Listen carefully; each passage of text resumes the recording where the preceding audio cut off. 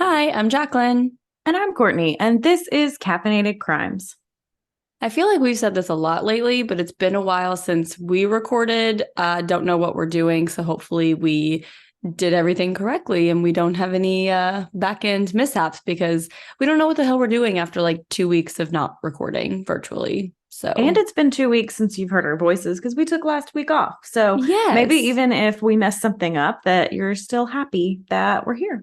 Yes, hopefully you guys missed us enough to come running back for today's episode, or that you missed us enough to join our Patreon last week so you could hear that episode with its special guest. And I have to say, I thought the episode was really good. I chuckled quite a bit while editing it. I enjoyed it a lot. Yeah, it ended up going very well. Kevin was a little quiet sometimes. Like he has this Mm-hmm. tendency to like trail off on his sentences. And also like he kept like touching the desk. Like he'd be like, Yeah. I think it's this. And I was like, we can't do that. We cannot do that. There were a few mic bumps throughout the episode, just Yeah. bear with us. I mean, same with our episode from 2 weeks ago, though. When you're recording Yeah. in person, You it can't, happens sometimes. yeah. Like, There's a lot you can't cut out while the other person is talking, and yeah, so we're figuring it all out as we go, yeah, basically. we are. Um, but yeah, so I hope everyone had a great Thanksgiving. I hope you didn't fight Yes. too much with your family. I'm back from a week long with the Eberts, and I'm assuming Hmm. I'm still alive. We I will don't know, see. your liver is probably suffering at this point in the future. Probably. Yeah. So if part one of this comes out and part two never exists, You know what think of happened. me fondly. Sorry to leave you guys hanging. Yeah. I don't really have much else to talk Yeah, about, which is sorry guys. surprising. I mean, we say, but I saw Jacqueline so much. So, and we Yeah. also already talked for 25 minutes before we Hmm. started recording about stuff that we're not going to say on air. So, Yes. just a lot going on, guys. But I guess we'll go ahead and get into this episode. This is going to be a two-parter. We just felt like as one part, it might be a tad bit long. Hmm. So two kind of shorter parts instead of one kind of long one. Yeah. That's what she said. Anyway, so not off to a great start for a really sad story. Okay, Sorry guys. sorry. Our sources for this episode is the Tillman Story documentary and the book Where Men Find Glory, The Odyssey of Pat Tillman by John Krakauer, and the PatTillmanFoundation.org. So, when Pat Tillman chose to leave $1 million NFL deal to join the Army, it shocked a lot of people, especially his family, because, playing for the NFL, I think for most boys is a goal, long-term goal Yeah. there. Hmm. And then his death in 2004 was originally reported as by enemy forces, but soon it was revealed it was actually from friendly fire. And Pat's family had a lot of questions for the Army that they're still waiting on answers for. So, Patrick Daniel Tillman was born on November 6th, 1976, to Patrick and Mary Ledan Tillman in Fremont, California. So, Mary's actually known as Danny to like her friends and close acquaintances. So, we will use Danny going on. And Patrick was a lawyer and Danny was a teacher. So 2 years after Pat was born, they moved to New Almond, California, which is a suburb of San Jose. And Danny said that Pat was like not really a cuddly infant. He was just like he started walking at 8.5 months, and when he was awake, he was in motion. She was like, the second he started walking, he was Hmm. gone. Yeah. He did not want to sit here in my lap. He wanted to be everywhere else. That is my child. My child will never sit in my lap. She is on the move 24/7 while she's awake. Yeah. So his brother Kevin was born 14 months later. And he also had another younger brother, Richard. So the three of them played outside a lot together as kids. And they said Pat was just like a nonstop talker. He was loud, he was happy, he was rambunctious. He loved to climb and like swing from the trees. And he also started playing baseball at the age of 7. And it was shown quickly he had like extraordinary talent. It was also strange, like researching this episode because it's like three boys born really close together with the middle child be naming Kevin. And I'm like, oh my God, like this Yeah. is, oh, I don't like I this. I thought the same thing. Yeah. It was kind of weird because I think Because in Kevin's family, they're all 2 years apart. So, yeah. Then in 1990, Pat enrolled at Almond's Leland High School, which is one of the top schools in the San Francisco Bay Area, both in academics and sports. So Pat wanted to be the catcher on the varsity team, but the head coach told him, like, you're not ready for varsity. So Pat was really frustrated and he just like quit baseball. He was like, you know what? Fine, I'm done. I'm going to focus on football. And he'd barely played a year and had fractured his right tibia in his initial season when a teammate fell on his leg in practice. And Pat was only 13 when he entered high school. So that's like a lot younger than a lot of the other students. And he was kind of small for his age. He was only like 5'5", 120 pounds. And the coach is like, I'm not really sure if you're suited for football. Like, you're kind of small. There's some really big guys out there. But Pat was like, no, like, I'm determined. I'm going to start lifting weights. I'm going to gain muscle. And he's like, I'm going to make the Leland football team and play college football after graduating. He's like, this is my new goal. We're doing it. So students at Leland were not allowed to play on the varsity football team until they were 15. So Pat did not join varsity until November 1991, when he was added to the roster for the playoffs during his sophomore year. And by the 1992 season, he was the star player. And the coach used him as a running back and wide receiver on offense, a linebacker and a strong safety on the defense, and like a punter, punt returner, and punt picker on special teams. So he's like playing every position, basically. Yeah, he's the entire football team. He's the whole football team. How is he not tired? What is he drinking that is giving him this energy? Yeah. And, he's playing a lot of positions and he's excelling at each one of them. So it's not like he just, played them all and like sucked them all or was mediocre. Like, he was very good at each position he played. So Pat did go through a big growth spurt at the end of his junior year. So he's now 5'11" and 195 pounds. And this added growth led him to be one of the best players in the nation in September 1993. And from like the outside, Pat just looked like your stereotypical jock. But honestly, he had like a very deep introspective side, like where he'd question like religion and the world. Like, he was very like thoughtful and like to, think very deeply on like important topics.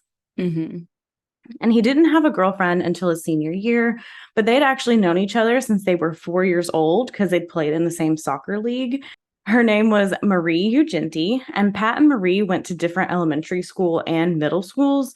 But like, Almond was like a kind of a small town where their lives like intersected in various ways throughout their childhood. Kind of like it is like here in Knoxville sometimes, where it's like, you may go to different like middle schools, high schools, elementary schools, but you might have that one like central place where you all kind of know each other. Yeah. So they both did end up going to Leland High School, and Marie was very smart and had outstanding grades, and Pat and Marie hung around the same crowds, and eventually Pat did ask Marie out their senior year. And once it became time to start thinking about getting college scholarships, Pat decided to focus on being a defensive specialist rather than kind of like a jack of all trades. He's like, if I'm going to get a scholarship, I need to pick one position and not the whole team. So 3 schools showed interest in him, and that was Arizona State University, San Jose State University, and Brigham Young University. So he decided he really liked Arizona State University.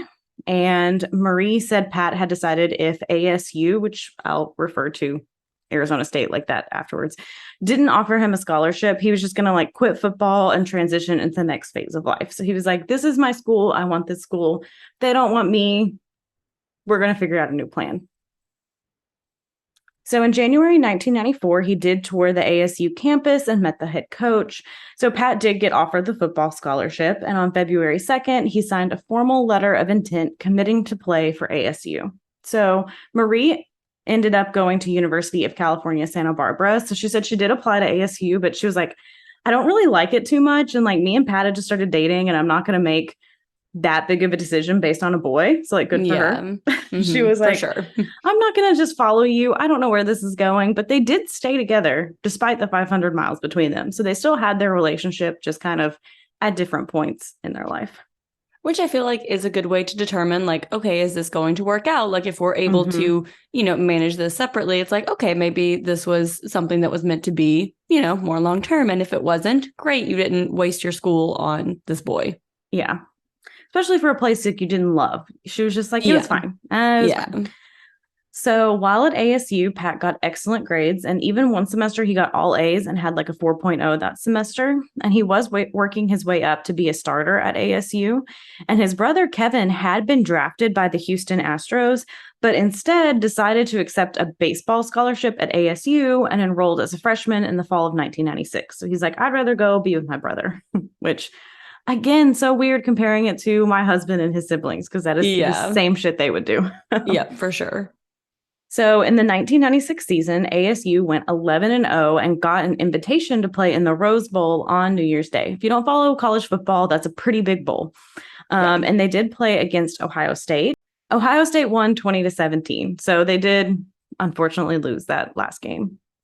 So the next season, ASU ended with a 9-3 record and a win over Iowa in the Sun Bowl. So Pat had an amazing year and was actually voted Defensive Player of the Year in the Pac-10 conference. That's now the Pac-12 conference. It is the same thing, just what it used to be called. Mm-hmm. So he graduated in December 1997 with a 3.84 GPA, and he now started to prepare for the NFL draft.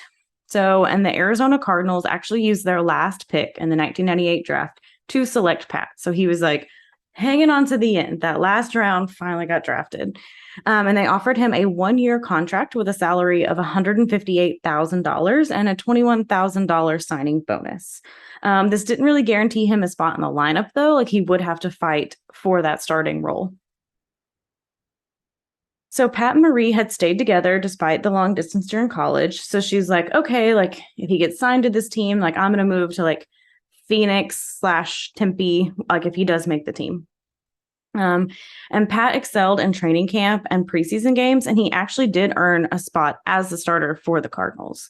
So Pat and Marie eventually bought a house, but they remained like conservative with their money, and they did have 2 cats. He was known to be a cat person. Of course, I had to throw that in there. Of course. And in the 2000 off season, Pat and Marie went on a 5-week vacation to Europe where Pat like trained for a marathon, and he ran the Avenue of the Giants marathon, finishing in 3 hours, 48 minutes, and 48 seconds, which is very fast. That is a very good time. Yeah. And he was actually the only NFL player to run a marathon that year. And he was eventually offered a $9.6 million deal from the St. Louis Rams. But Pat turned it down because he was like, the Cardinals believed in me and drafted me and have stuck with me, and I'm going to be loyal to them. And that just kind of shows like who Pat was like as a person. Like he's like, I'm going to be loyal to like these people who are loyal to me. And the Cardinals did end up giving him another 1-year contract worth $512,000. And in 2001, Pat also completed a triathlon. So he is literally doing the most. Yeah, like so athletic. And also like I get the loyalty, but wow, that's a big difference from that is $500,000 to almost 10. Like my loyalty would be out the window. Like nope. I know, $9.6 million. How do you turn that down? But yeah, I would not be that loyal, but good for you, man. So on September 11, 2001, the Twin Towers were attacked in New York City, as well as the Pentagon in Washington, D.C. NFL games were canceled for that Sunday and Monday following the attacks. Like, it was like the start of the season, and they just canceled all games. And in early 2002, Pat started to like bring up the idea of joining the Army. And Marie said for weeks he would just like run the idea through his head. And he started getting like more and more serious about it. And Marie said it wasn't like 9/11 happened and he just like immediately enlisted. She's like, he did a lot of research and like wanted to make sure that he was doing the right thing. So it wasn't just this like initial gut reaction, which I mean, we saw with so many people right after 9/11. I mean, so many people joined the military after that. But she's like, he really took some time to think about it. She said that she never explicitly asked him like why he was joining, because she's like, I understood him well enough to know that if the right thing was for people to go off and fight a war, that he believed that he should be a part of that. So she's like, if this is what this country is doing, he thinks that he should be part of that. So she didn't need to, ask those questions. And football was only a part of Pat's life, and he viewed himself as a lot more than a professional football player. He's like, this isn't all that I am. Like, I have other values and other things that are important to me as well. So once Pat had made his decision, he told Kevin. He didn't ask Kevin to come with him, but Kevin had also been thinking about the idea of joining the military, like even before 9/11. And Pat and Kevin had many people in their family who had been in the military as well. So their paternal grandfather and his two brothers had been in the Navy, and their maternal grandfather had also been in the Marines. So Kevin decided that he was going to enlist with Pat. And Pat and Marie decided to get married on May 4th, 2002 in San Jose. And at the time of their wedding, only Kevin, Pat, and Marie knew about their decision to enlist. So they didn't want to like distract from the day's festivities. So they're like, we'll wait until the rest of our family after the wedding. So recruiters helped Pat and Kevin decide to go in as enlisted men and not officers, because officers would remain at headquarters and they just didn't feel right like sending other soldiers into harm's way. Like they wanted to be part of the combat force. So they did decide to enlist versus joining as officers. And they learned that they would only need to do a 3-year commitment as Rangers, and Rangers were only stationed in 3 possible places, Fort Lewis near Seattle, or one of 2 in Georgia, either Fort Benning or Fort Stewart. And Rangers are also deployed for shorter terms, usually like 3 months at a time rather than a usual 12 months.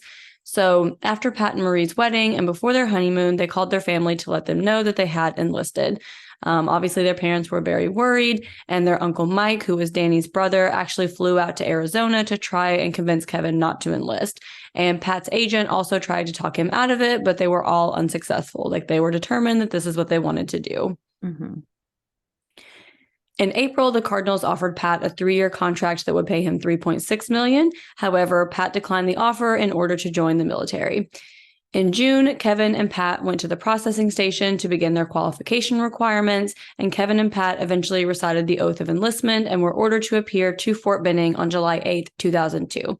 So Pat was 25 at the time and Kevin was 24, and they were joining with a lot of like 18 and 19-year-olds who were just more immature and at a very different place in their lives. Yeah, that's a big gap between 18 and like 25, especially when you've gone through college and you've played football and you've done all these things and you're just like this little idiot. Very different. So many of the officers and soldiers were like initially put off by Pat because they're like, I don't understand why someone with this like multi-million-dollar offer from the NFL would be here. Like, what are you doing? And people viewed him as like hot-headed and thought that he was just like trying to be this like macho patriotic man. But once they got to know him, they realized that he wasn't really at all what they thought.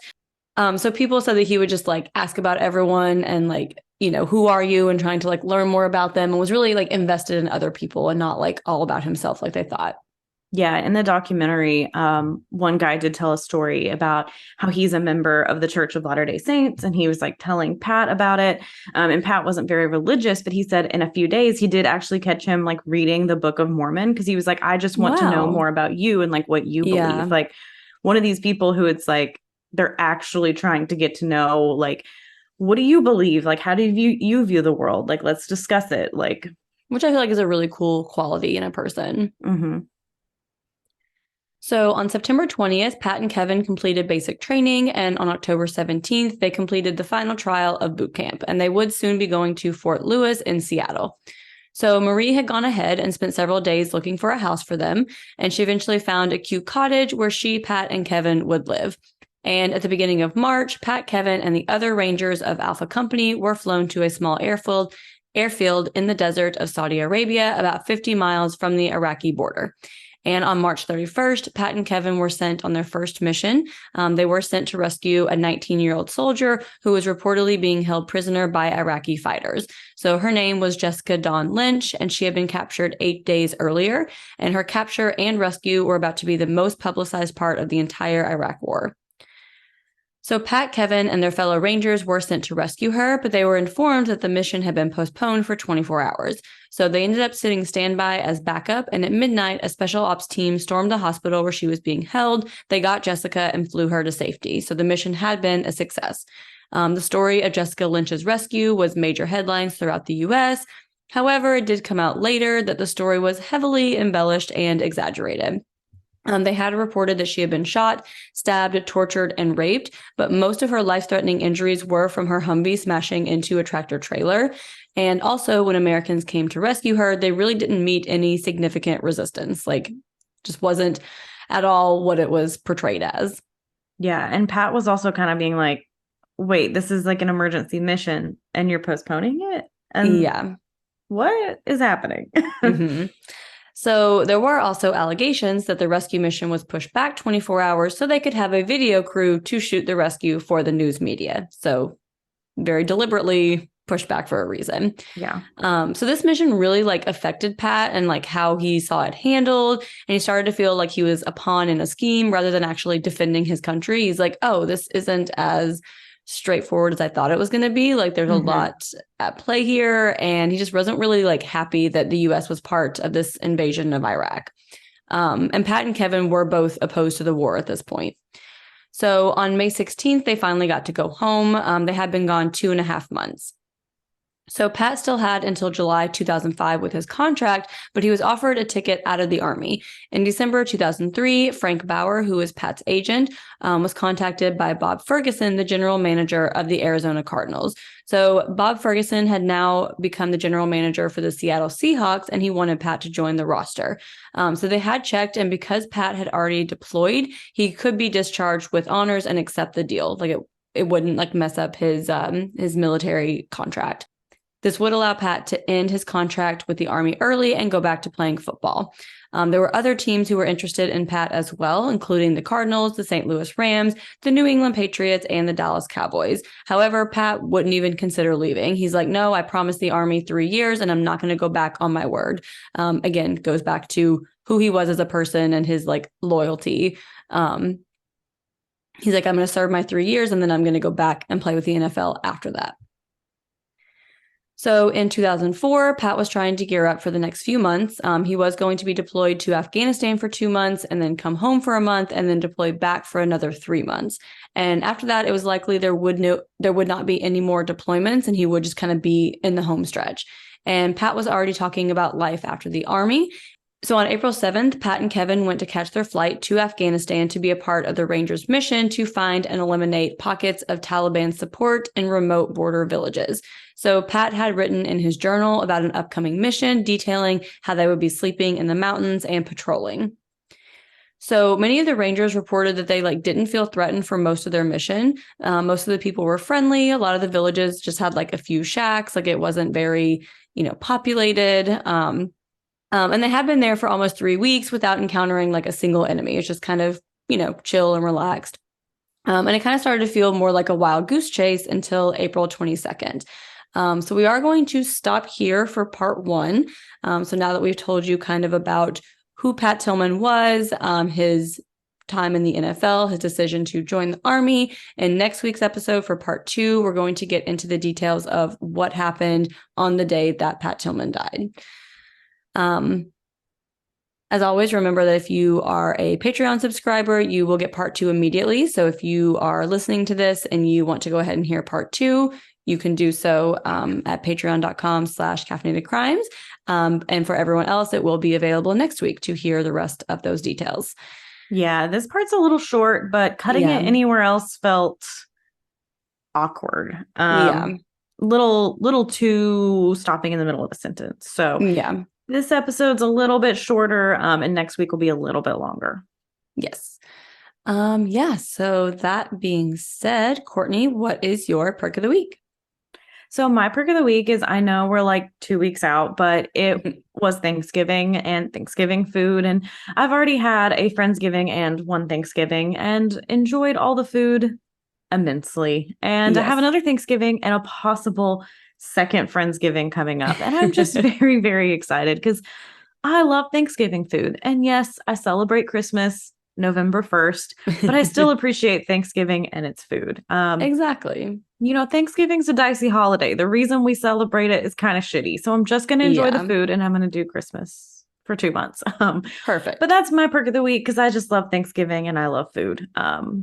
And speaking of Thanksgiving, we did have a Patreon bonus come out on Thanksgiving, and a huge shout out to my husband who sat along and podcasted with me. I think he had more fun than he wants to admit. I think he wants to come back and do it again. He probably would. But we just need, for the next time, we'll just put Andrew and Kevin together and we don't even have to do anything and we'll just let them. so much dead air. So much. That's why I had to keep telling Kevin. I was like, I gotta get you going. You gotta say gotta something. say a little faster. Because he'd be like, let me think. And I'm like, dead air. There's nothing. I'm not that entertaining. I can't just fill the space. Yeah. But yeah, so that's my perk of the week is I just love Thanksgiving and its food. And I hope you all had a very happy Thanksgiving. And I hope on Black Friday you got most of your Christmas shopping done, which is my goal. So Yes. yeah. Jacqueline, what is your perk of the week? So I have a secret perk of the week that you guys will find out about in a few weeks. Probably a very short number of weeks at the time you hear this. Anyway, Jacqueline learned about doing a preemptive perk of the week, and she ain't doing it again. No, I am never doing a preemptive perk of the week again. But yeah, so there's a very special perk of the week coming pretty soon. And also, I'm just realizing people are going to think I'm pregnant. Anyway, so Jacqueline is not pregnant. That is not the secret. Nope, that's not it. Don't hang on to that. But my perk of the week is that for the first time in my life, I have signed up for a turkey trot. So I guess this is also another preemptive perk of the week, but the perk of the week is specifically that I signed up for it, not that it's happening, universe. So just chill. And that's how Jacqueline breaks both her ankles. No, right? We come back next week. Well, guys. So my aunt and my cousin and his girlfriend and my mother-in-law and her husband are all coming here for Thanksgiving. And my aunt and my cousin's girlfriend and I are going to run a 10K on Thanksgiving morning. So when you started that, for some reason, I thought you somehow convinced all of them to sign up for the 10K. And I was like, I do not see Sam running a 10K. No, Sam would never run a 10K. Sam is going to help Andrew prep lunch, meaning Sam's probably just going to drink beer and stand in Andrew's way. Crack his beers for him. Yeah. Yeah, exactly. And my mother-in-law is going to watch Millie while the rest of us go run our 10K. So hopefully it will go well. Hopefully it'll go well. Go well. But if you want to tell us about your Thanksgiving, your Friendsgiving, your turkey trot, I'm thinking about doing an unofficial turkey trot where I just go on like a 5K run, just by myself. I don't really get a 10K and join us, and I'll FaceTime you the whole time, and we'll listen to each other breathe. It'll be great. Oh God, no, you don't want to hear that. You'll be done halfway. I'll be like 2 miles in, and Jacqueline will be done. I'll just keep listening to you breathe the whole time. That's what it sounds like, especially in this winter weather. I can't breathe. I'll just be like a live podcast and I'll just tell you a story the whole time. Yeah. I did the Obey Fitness app thing I have. They have this like run club that's supposed to help you with like interval running, and like their little short one they're doing now is like to prepare you for a turkey trot. And so I was like, I need to get back into running. And so I went on like one of the interval runs, and just like having someone be like, you can do it. It's okay. Are you still there? Are you breathing? I was like, I didn't know how badly I needed this. Just somebody. So funny. It was very nice because they were like telling me when to run faster, telling me when to slow down. And then they would just be quiet for a second and be like, you still there? You still good? Just to motivate you. Yeah. That is nice. That reminds me of when that is nice. When I ran the marathon, they had like an app where you could where people could like cheer you on, like they could see where you were, and then they could like also like send you messages. So I'd be like listening to my podcast and I would just get like a random like so-and-so says you can do it, or like so-and-so cheered you on. Like they didn't have to send like a personal message. They could just like hit the cheer button, and it's like you just kind of get it in your ear and you're like, okay, cool. Like these people are watching me and like they know where I'm at, and so that's pretty neat. So yeah, that stuff is cool. And it's like instructors, like good instructors need to get more credit than they do, especially when you're doing some of these like I just did with Obey, like this 6-week like strength training thing, and I've done like different classes and different HIIT classes, and somehow they always just know when I'm dying because they're like, you can do it, yes you can, like they'll just be like, yes you can, and I'm like, how did you know I was about to quit? Because you're right, now I can. It's like somehow they just know right when everyone's breaking point is. So good. Anyway, if you want to tell us about, I don't know, anything we just rambled about, it's a shorter episode, we need to ramble. Sorry guys. You can do so on Instagram at Caffeinated Crimes Pod, on Twitter at CAF Crimes Pod, that's CAFF Crimes Pod, on Facebook at Caffeinated Crimes Podcast, or on TikTok and YouTube. Please don't leave mean comments. We got another one. We were on such a roll of nice comments, and then the one guy had to come in, but it's fine. some people are miserable in life, and that's on them, not me. And if you want part 2 immediately, if you want to hear that great bonus with me and my husband, and hear what his voice sounds like and how we interact, because I thought it was a pretty good description of most of our conversations. For sure. You can do so at patreon.com/caffeinated crimes. And as always, any reviews that you guys can leave us, Apple Podcast is great because that helps with the ratings. Spotify, I don't know, wherever else you listen to podcasts, if there's somewhere to say like 5 stars, these girls are great, I love them. All those places are much appreciated. Please and thank you. And again, we hope you guys had a wonderful Thanksgiving last week. Yeah, and in the meantime, go have a cup of coffee. And don't commit a crime.